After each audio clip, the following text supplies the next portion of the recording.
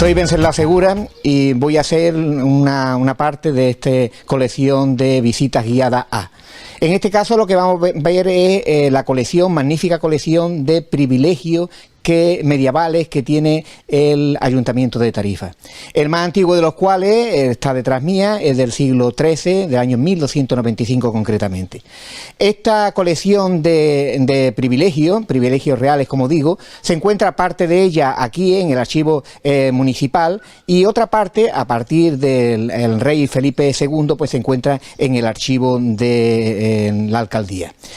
Estos privilegios, que ahora están ya restaurados, bien conservados y guardados, estuvieron durante bastante tiempo en el salón de pleno del ayuntamiento y allí sufrieron lo indecible.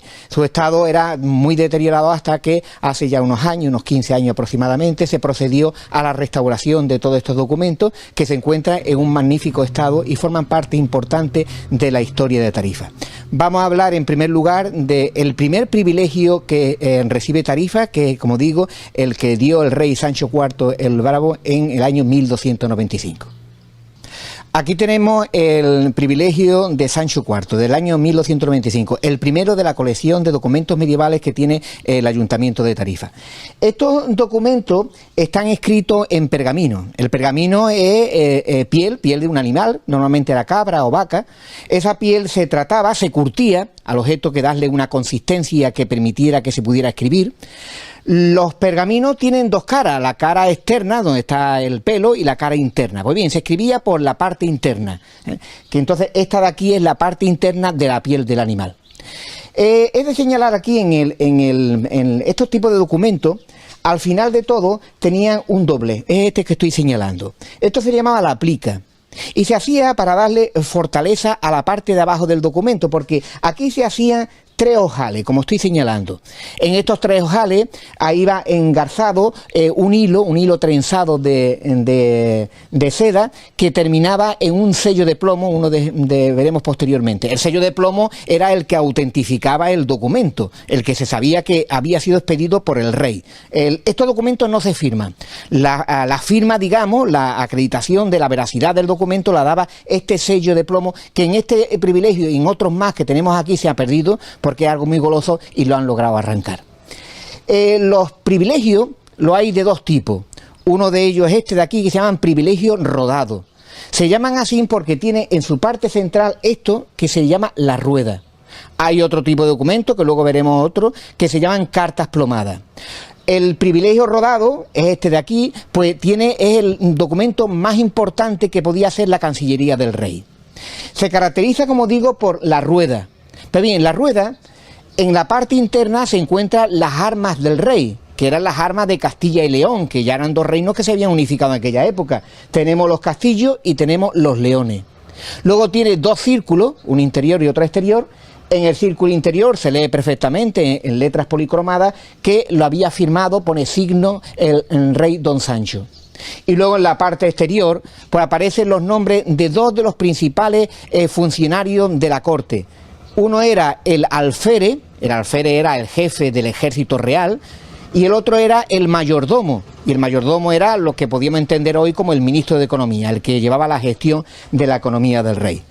Luego tiene una estructura del documento que ya estableció de manera muy definida Alfonso X el Sabio, en esa magnífica colección legal que es Las Siete Partidas. La estructura del documento, de todos los documentos de privilegio durante mucho tiempo, fue siempre el mismo. En la parte del texto, que es la que aquí estoy señalando, y luego viene una serie de columnas, 5 columnas, que es la que estoy señalando. Esa columna eran los confirmantes. Los confirmantes eran las personas más notables del reino, en donde ahí ponían su nombre. Estaban los nobles, que entonces se llamaban rico hombre, y se encuentran los prelados, es decir, los obispos de las distintas diócesis del reino de Castilla y León. Esto tampoco se firmaba, ni el noble ni el obispo tenían conciencia de que esto estaba escrito. Era una forma en que el rey podía usar los nombres de los personajes más importantes del reino, en una señal de que era el jefe del reino. Además, tiene otros elementos, policromado. porque el privilegio llevaba dos fases, la realización material del privilegio. Uno de ellos era la escritura de un amanuense y luego era la iluminación, es decir, poner los dibujos y coloridos. Normalmente el documento empieza, este tipo de documentos medievales, empieza con lo que se llama un crismón, que es el símbolo de Cristo, con el alfa y el omega, tal como aparece aquí. Normalmente las letras iniciales, las letras capitales, también están policromadas. Y a lo largo del documento, algunos como son aquí los personajes de la familia real, pues también están policromadas. La estructura del documento también es muy típica y se divide en varias partes. En una primera parte, pues se habla de la prerrogativa que tiene el rey para poder expedir ese documento. Luego viene lo que es la merced, porque un privilegio no es más que uno en beneficio que se le concedía, ya sea a un noble, a una orden militar, a una orden religiosa, o bien a una ciudad, como es el caso de Tarifa. Seguí diciendo de que en las columnas finales, que se llaman los confirmantes, los que dan todavía más categoría al documento, pues estaban ordenadas, de tal manera que aparecían en una columna los ricos hombres, es decir, los nobles, y en la otra columna aparecen los prelados. El reino de Castilla y León estaba unido entonces, pero aún así está dividido los personajes de uno y otro reino, de tal manera que a la izquierda estas dos columnas que señalo son los personajes del reino de Castilla y aquí a la derecha están los personajes del reino de León. Luego hay una columna intermedia donde solían poner los personajes más importantes del reino, normalmente personajes funcionarios, altos funcionarios del reino. Dejamos este documento y vamos a ver ahora el otro tipo de documento, que son cartas plomadas, es decir, un documento más simplificado, pero sigue siendo un privilegio.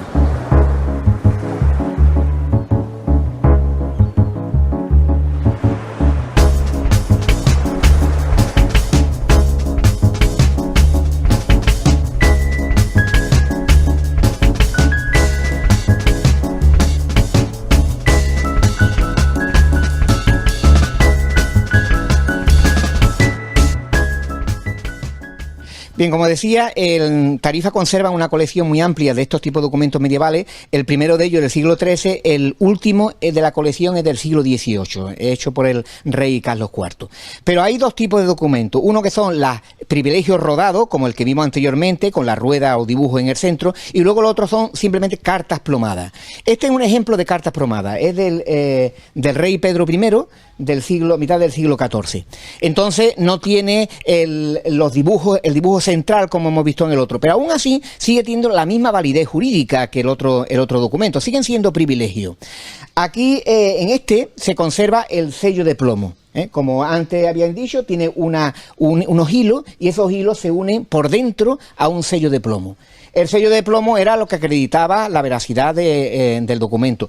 En aquella época, en la Edad Media, no existía una capital del reino. El rey iba de una ciudad a otra y por lo tanto con el rey iban los más importantes empleados funcionarios de la corona. Entre ellos iba un personaje que se llamaba el secretario de la Poridad, que es el que tenía el molde del sello de plomo.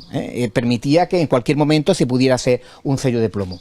Los sellos de plomo tienen dos caras. Una cara es siempre las armas del rey, es decir, los castillos y leones del reino de Castilla y León, y luego la otra parte del escudo es ya una representación del rey. Lo hay que está majestático, otro es la efigie del rey, otro es un rey a caballo, depende de lo que hiciera cada uno de los reyes. En realidad, en Tarifa tenemos solamente dos privilegios. El privilegio que concede Sancho IV y el privilegio que concede Alfonso XI a principios del siglo XIV. Todo el resto de documentos que hay, unos 15 o 17 me parece que son, todo el resto de los documentos son confirmaciones, porque cuando un rey fallecía, el nuevo rey tenía que confirmar el privilegio anterior. Eso obligaba a que el Consejo de Tarifa, cuando había un nuevo rey, pues se llevara el documento antiguo a donde estuviera el rey y el nuevo rey pues hacía la confirmación. Por lo tanto, hay solamente dos mercedes que se habían concedido, pero lo demás son ya, como como digo, confirmaciones, hasta el último rey que confirma los privilegios, que es Carlos IV. Ya viene, a partir de ahí viene el periodo constitucional y ya la situación cambia. Lo interesante de la colección de Tarifa es, primero, la importancia y la antigüedad de los documentos, y luego que es una colección prácticamente completa. Faltan algunos privilegios y en algunos casos algunos reyes no llegaron a ratificar el privilegio. Por ejemplo, la reina Isabel la Católica, no confirma el privilegio de Tarifa, probablemente porque no se lo llevarían para que lo confirmaran, ni tampoco Carlos I. Todos los demás reyes, como digo, de Sancho IV a Carlos IV, firmaron y confirmaron los privilegios. Volvemos ahora al documento inicial, al primero, al que inicia la colección, para explicar, aunque sea brevemente, qué tipo de merced estaba contenida en ese documento.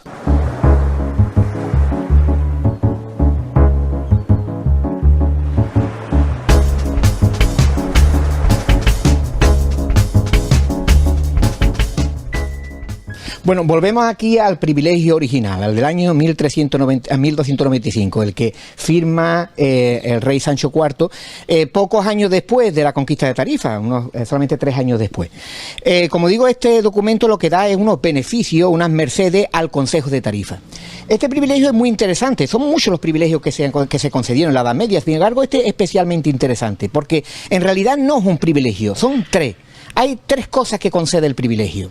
La primera es la más importante, la que utilizó Tarifa hasta la mitad del siglo XVI, pero que luego ha seguido utilizándola hasta ahora, es porque este privilegio concede todo el territorio, lo que llamaba el alfoz, todo el municipio de Tarifa, con sus tierras, con su agua, todo, se lo concedía al Consejo de Tarifa. De tal manera que al poco tiempo de ser conquistada Tarifa, Tarifa era una ciudad donde todo el territorio era comunal. Así estuvo hasta la usurpación por el marqués de Tarifa y un poco antes por el duque de Mediasionia de parte del territorio de Tarifa.